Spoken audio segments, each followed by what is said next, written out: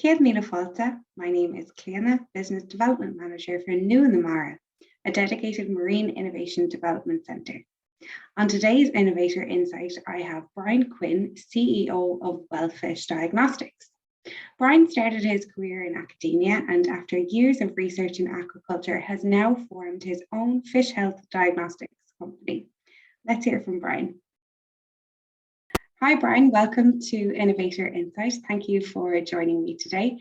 So I guess we wanted to get an understanding of where you are with Wellfish Diagnostics. So tell us a little bit about the company and what you do.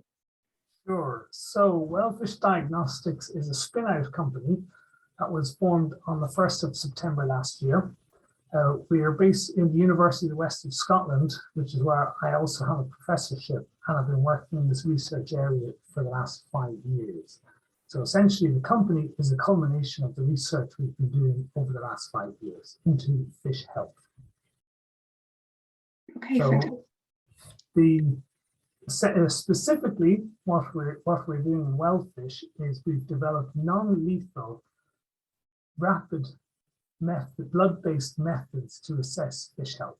Similar to if you're poorly, you go to the doctor, he takes your blood, sends it to the laboratory, and they can identify what's wrong with you. But we're doing that with fish. So we're repurposing human medical technology for use on fish blood to be able to tell the farmers the health status of their fish. Okay, fantastic. Really innovative technology, utilizing what's out there at the moment. So I guess, what is the main difference between your technology and the service that you provide versus the competitors? So at the moment, if a fish farmer wants to assess the health of their animals, they need to kill them because fish health assessment is based on histopathology, which is a lethal method. So that is also a relatively slow method, so it can take a number of days to get the report back. And of course, by that time, the problem will have spread throughout the site, or could potentially have spread throughout the site.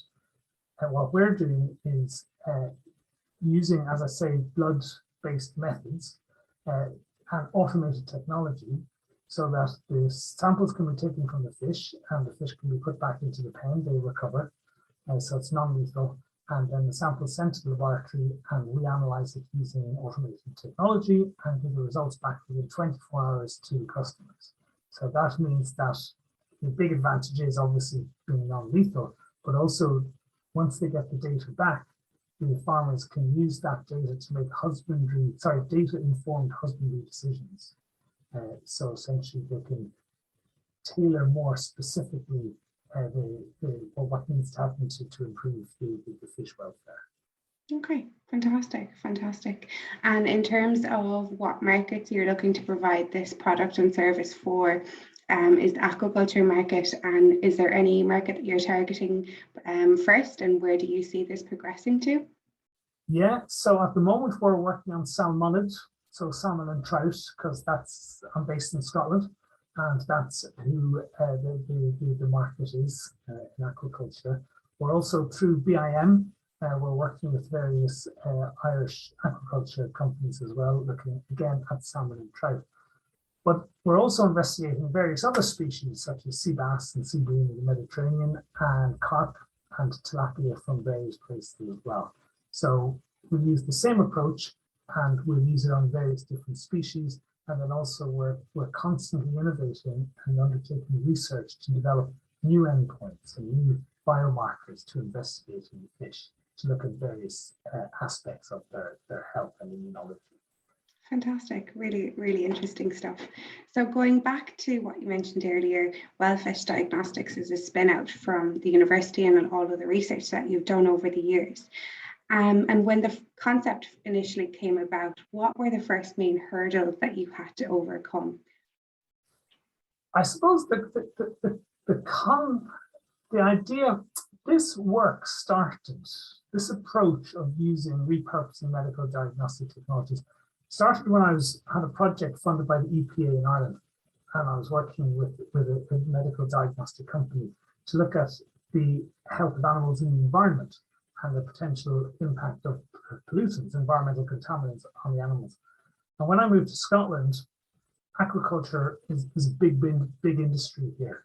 And I, through conversations with fish farmers, I realized that there was a niche. There was nobody was undertaking blood-based assessment for fish health.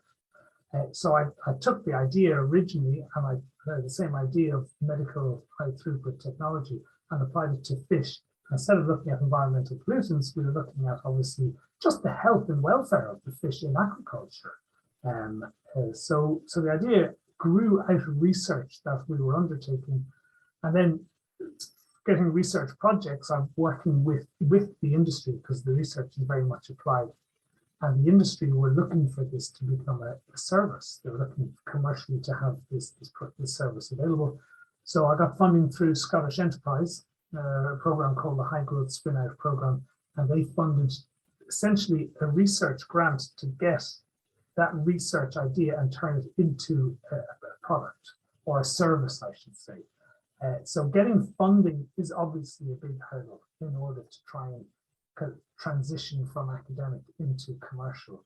But as I say, I was fortunate in Scotland that Scottish Enterprise were set up to do exactly that, and provided lots of support in order to try and transition not just the research, but our approach as well, and our mindset from academic to commercial. Yeah, fantastic. I was also very fortunate that I got a part of the BIM funded Hatch Aquaculture Accelerator Program 2 years ago.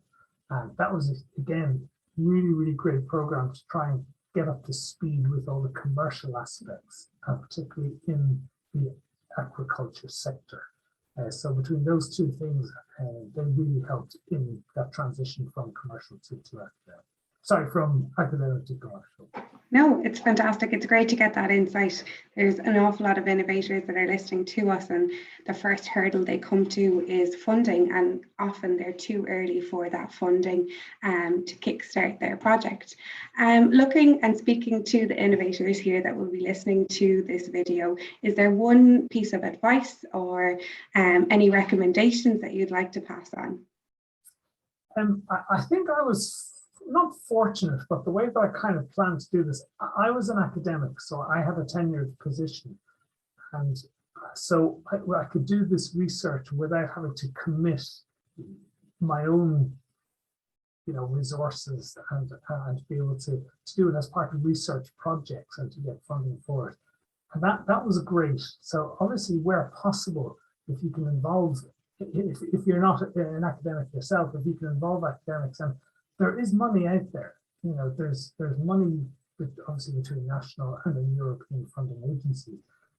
Writing grant proposals is a skill. It's something that doesn't just happen. There are certain boxes that need to be ticked. So get help in writing grant proposals. Try and use those different funding agencies as much as you can to get to that level where you can then get your investment, because as you said, getting investment is difficult, and if you're too early stage, then people won't want to put their hard-earned cash into backing the proposal. So certainly try and build up as much as you can using funding and sources and academics to help you write grants and things like that, to try and get past that first level so you have a good proof of concept. Exactly. That's where I suppose New in the Mara is trying to bridge the gap with early stage innovators and linking them to academics and helping them get on that funding ladder, and exactly to utilise, I suppose, services such as New in the Mara to help with the grant writing, because they can be quite laborious at times. Yeah, and as I say, it's not just laborious. It's not until you've done it and had feedback that you realise how you need to do it.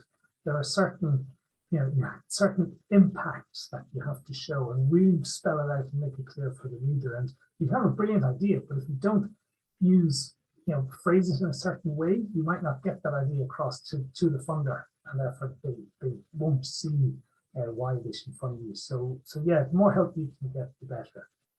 Fantastic, Brian.